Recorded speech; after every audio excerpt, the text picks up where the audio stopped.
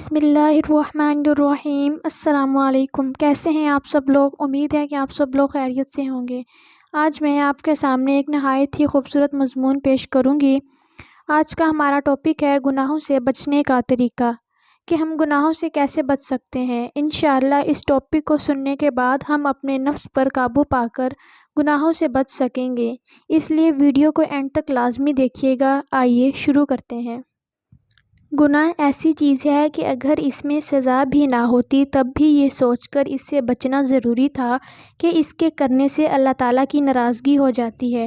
اگر دنیا میں کوئی اپنے ساتھ احسان کرتا ہو، اس کو ناراض کرنے کی ہمت نہیں ہوتی۔ اللہ تعالیٰ کے احسانات تو بندے کے ساتھ بے شمار ہیں، اس کے ناراض کرنے کی کیسی ہمت ہوتی ہے؟ اور اب تو سزا کا بھی ڈر ہے، خواہ دنیا میں بھی سزا ہو جائے یا صرف آخرت میں۔ چنانچہ دنیا میں ایک سزا یہ بھی ہے جو آنکھوں سے نظر آتی ہے کہ اس شخص کو دنیا سے رغبت اور آخرت سے وحشت ہو جاتی ہے، اور اس کا اثر یہ ہوتا ہے کہ اس سے دل کی مضبوطی اور دین کی پختگی جاتی رہتی ہے۔ تو اس حالت میں تو گناہ کے پاس بھی نہ بھٹکنا چاہیے، خواہ دل کے گناہ ہوں، خواہ ہاتھ پاؤں کے، خواہ زبان کے، پھر خواہ وہ اللہ تعالیٰ کے حقوق ہوں، خواہ بندے کے حقوق ہوں۔ اور یہ سزا تو سب گناہوں میں مشترک ہے، اور بعض گناہوں میں خاص سزائیں بھی آئی ہیں، اور ان سب باتوں کے متعلق احادیث فرمائی گئی ہیں۔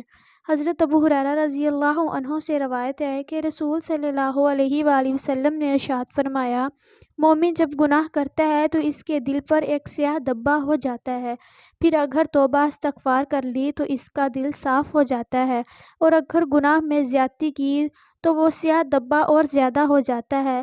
سو یہی وہ زنگ ہے جس کا ذکر اللہ تعالیٰ نے اس آیت میں فرمایا ہے۔ ہرگز ایسا نہیں جیسا وہ لوگ سمجھتے ہیں، بلکہ ان کے دلوں پر ان کے اعمال بد کا زنگ بیٹھ گیا ہے۔ حضرت معاذ رضی اللہ عنہ سے روایت ہے کہ رسول صلی اللہ علیہ وآلہ وسلم نے فرمایا، اپنے کو گناہ کرنے سے بچاؤ، کیونکہ گناہ کرنے سے اللہ تعالیٰ کا غضب نازل ہوتا ہے۔ حضرت انس بن مالک رضی اللہ عنہ سے روایت ہے کہ رسول صلی اللہ علیہ وآلہ وسلم نے فرمایا، کیا میں تم کو تمہاری بیماری اور دوا نہ بتا دوں؟ سن لو، تمہاری بیماری گناہ ہے اور تمہاری دوا استغفار ہے۔ حضرت انس رضی اللہ عنہ سے روایت ہے کہ رسول صلی اللہ علیہ وآلہ وسلم نے فرمایا کہ دلوں میں ایک قسم کا زنگ لگ جاتا ہے، یعنی گناہوں سے، اور اس کی صفائی استغفار ہے۔ جناب رسول صلی اللہ علیہ وآلہ وسلم نے فرمایا، بے شک آدمی محروم ہو جاتا ہے رزق سے گناہ کے سبب جس کو وہ اختیار کرتا ہے۔ ظاہر میں بھی محروم ہو جانا تو کبھی ہوتا ہے، اور رزق کی برکت سے محروم ہو جانا ہمیشہ ہوتا ہے۔ حضرت عبداللہ بن عمر رضی اللہ عنہ سے روایت ہے کہ ہم 10 آدمی حضور اقدس صلی اللہ علیہ وآلہ وسلم کی خدمت میں حاضر تھے۔ آپ ہماری طرف توجہ ہو کر فرمانے لگے، 5 چیزیں ہیں، میں خدا کی پناہ چاہتا ہوں کہ تم لوگ ان کو پاؤ۔ جب کسی قوم میں بے حیائی کے افعال اعلان ہونے لگیں گے تو وہ طاعون کی بیماری میں مبتلا ہو جائے گی، ایسی بیماریوں میں گرفتار ہوگی جو ان کے بڑوں کے وقت میں کبھی نہیں ہوتی۔ اور جب کوئی قوم ناپنے تولنے میں کمی کرے گی، قحط اور تنگی اور ظلم و حکام میں مبتلا ہوگی، اور نہیں بند کیا کسی قوم نے زکوٰۃ کو، مگر بند کیا جائے گا اس پر باران رحمت۔ اگر باہم بھی نہ ہوتے تو کبھی ان پر بارش نہ ہوتی، اور نہیں عہد شکنی کی کسی قوم نے، مگر مسلط فرما دے گا اللہ تعالیٰ اس پر اس کے دشمن کو غیر قوم سے، پس یہ جبر لیں گے وہ ان کے اعمال کو۔ حضرت ابن عباس رضی اللہ عنہ سے روایت ہے کہ جس قوم میں خیانت ظاہر ہوئی، اللہ تعالیٰ اس کے دلوں میں رعب ڈال دیتے ہیں، اور جو قوم ناحق فیصلہ کرنے لگی اس پر دشمن مسلط کر دیا گیا۔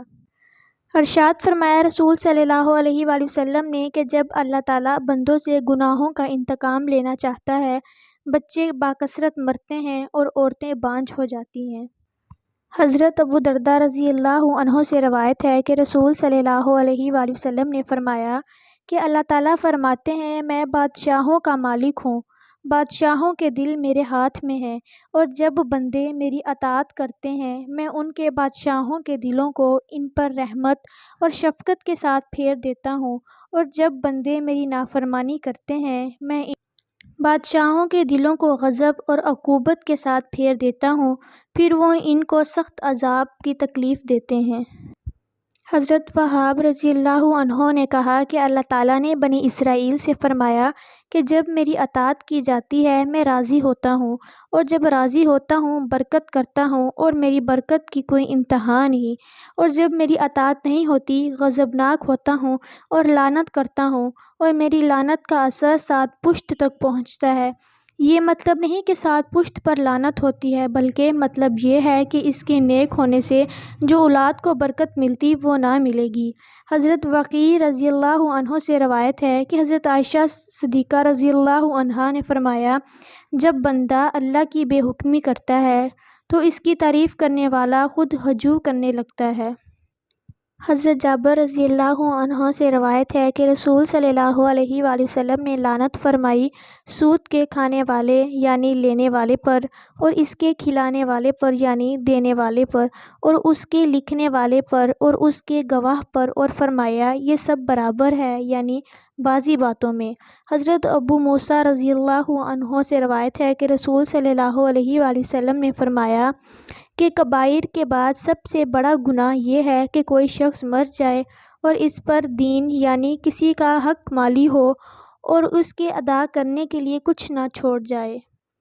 حضرت سالم رضی اللہ عنہ اپنے باپ سے روایت کرتے ہیں کہ رسول صلی اللہ علیہ وآلہ وسلم نے فرمایا، جو شخص کسی کی زمین سے بدون حق کے ذرا سی بھی لے لے اس کو قیامت کے روز ساتوں زمین میں دھنسا دیا جائے گا۔ حضرت عبداللہ بن عمر رضی اللہ عنہ سے روایت ہے کہ رسول صلی اللہ علیہ وآلہ وسلم نے لعنت فرمائی ہے رشوت دینے والے پر اور رشوت لینے والے پر۔ حضرت عبداللہ بن عمر رضی اللہ عنہ سے روایت ہے کہ رسول صلی اللہ علیہ وآلہ وسلم نے فرمایا کہ بڑے بڑے گناہ یہ ہیں اللہ تعالیٰ کے ساتھ شرک کرنا، ماں باپ کی نافرمانی کر کے ان کو تکلیف دینا، اور بے خطا جان کو قتل کرنا، اور جھوٹی قسم کھانا۔ حضرت انس رضی اللہ عنہ سے اس حدیث میں بجائے اس کے جھوٹی گواہی دینا ہے۔ حضرت عبداللہ بن مسعود رضی اللہ عنہ سے روایت ہے کہ رسول صلی اللہ علیہ وآلہ وسلم نے فرمایا کہ گناہ سے توبہ کرنے والا ایسا ہے جیسے اس کا کوئی گناہ ہی نہ تھا۔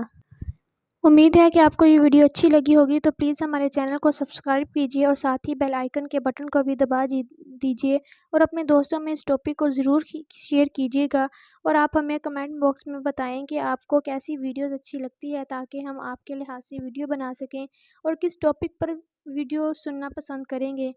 اب ملتے ہیں اگلی ویڈیو کے ساتھ، تب تک کے لیے اللہ حافظ۔ اب اپنا خیال رکھیے گا۔